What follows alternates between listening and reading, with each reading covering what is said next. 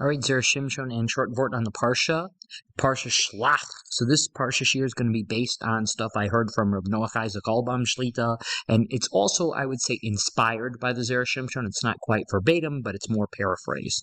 So in the beginning of this week's Parsha, we learn about the Meraglim, the spies that Moshe Rabbeinu sent out to spy the land of Israel. And at the beginning of this week's Parsha, we have a very interesting pasuk, which is highlighted on the screen, which says in Hebrew, Eila Shmos HaAnashim Asher Shalach Moshe Lasur Es Haaretz Vayikra Moshe LaHoshea ben Nun Yehoshua. These are the names of the men whom Moshe sent out to scout the land, and Moshe called Hoshea the son of Nun Yehoshua. So over here we're introduced to, for the first time, this idea that Moshe Rabbeinu renamed Hoshea to Yehoshua. Now, if you look at Rashi on the right side of the screen, it says, Vayikra Moshe LaHoshea, he's Palalav Ka Yoshiacha Me'atzos HaMeraglim, which we can also see in English if you'd like, which says here, by giving him this name Yehoshua, which is a compound of Ka, which is a name of Hashem, Yud He is a name of Hashem, and Hoshea, which was his name, meaning God may save, he in effect prayed for him. May God save you from the evil counsel of the spies. And this is based on a Gemara in Sota. So the simplest way to just understand this is the way that most people understand this, is that when it says that Hoshea was called Yoshua, this was a prayer given by Moshe Rabbeinu, meaning that his new name, Yehoshua, reflected a prayer or a hope that Moshe Rabbeinu would be saved in the merit of the name change. And we know that name changes have an effect on a person, like they did by Sarah and Avraham, by adding a letter, which is the Yud, to Hoshea ben Nun's name and making it Yehoshua.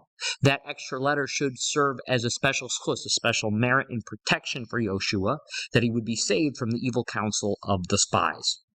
Let's ask a quick few penetrating questions that are kind of based off the Zera Shimshon. They're not his exact questions, but they're kind of maybe implied or inspired by his questions, which are, there are many names of Hashem.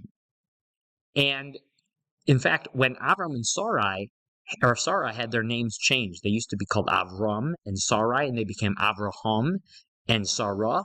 Their names took letters from a different name of Hashem. Hashem has a 4-letter name, which is Yud Ke Vav Ke, and they took 2 letters from that name, which, each got a hey, right, and threw it onto their own names. And that's a separate, different name of Hashem, not the name that Yoshua is going after. Yoshua is getting the name Yud He, which is its own name, Ka. Now, the question is why does Yoshua specifically get a letter from the name Ka? Like, what is so significant about that name, that's the name that's going to correspond to his name? There are other names that we could have taken from Hashem's name and thrown it onto Yoshua. It seems to be that there's a specific significance and relevance to the exact situation that he's in, and we need to try to understand that. So the first thing I'm going to do is I'm going to say a vort that I one time heard from Rabbi Zev Cohen Shlita, the rabbi of Adass Yeshurim here in Chicago.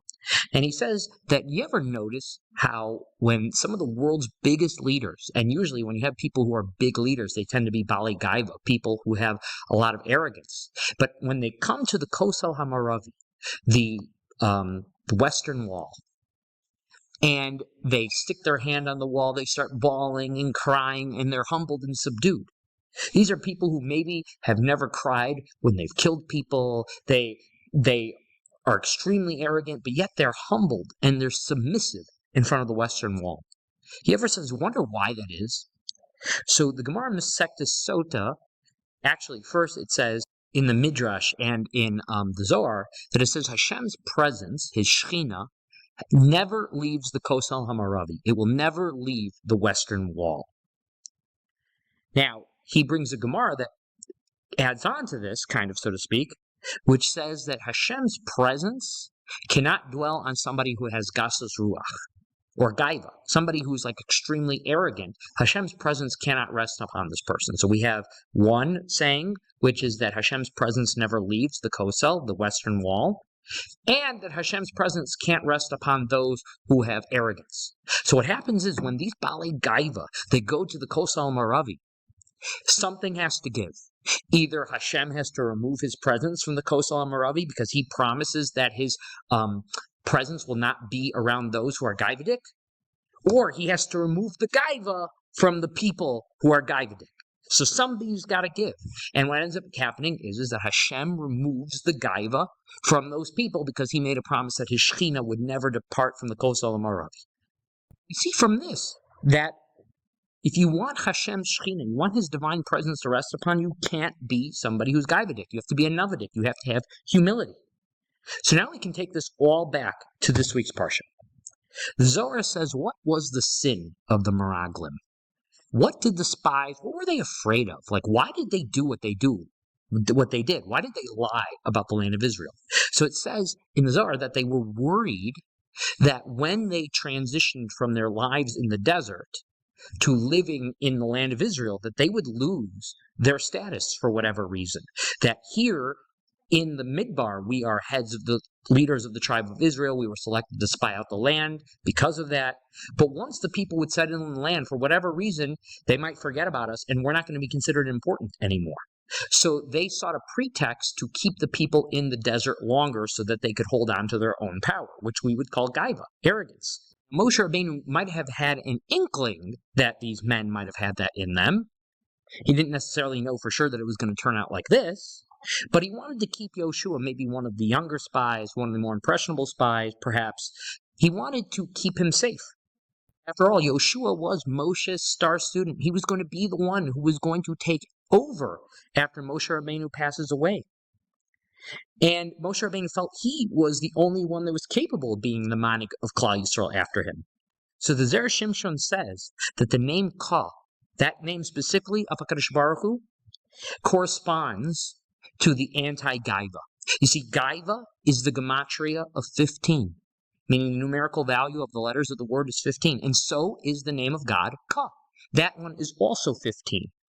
So essentially what Moshe Rabbeinu wanted to do was to take Ka, that 15, and throw it onto Yoshua. So now he has the name Ka in his name. And you can only have one 15, so to speak. You either have the 15 of Gaiva in you, or you have the 15 of Ka in you. So Yoshua essentially gets, I don't know if you want to call it a cheat code, however you want to explain it, he gets the name Ka thrown into him, which now guarantees he can't have no Gaiva, kind of like the Gaivadik people at the Western Wall. Hashem forces his hand that now the Gaiva's got to be out of Yoshua. So now Yoshua is no longer susceptible to that sis Meraglim. Now we have a direct answer, meaning the name Ka was the most appropriate name over here, because it's a name that is anti-Gaiva. And let this be a lesson to us. We have a choice in life. When you have Gaiva, you don't have Ka. They're both 15. You get to choose your gematria that you want. Do you want Gaiva 15 or do you want Ka 15? And that's your choice. And you have to go with it and realize that the other one won't be there. So make your choice wisely. All right. Have a good Shabbos.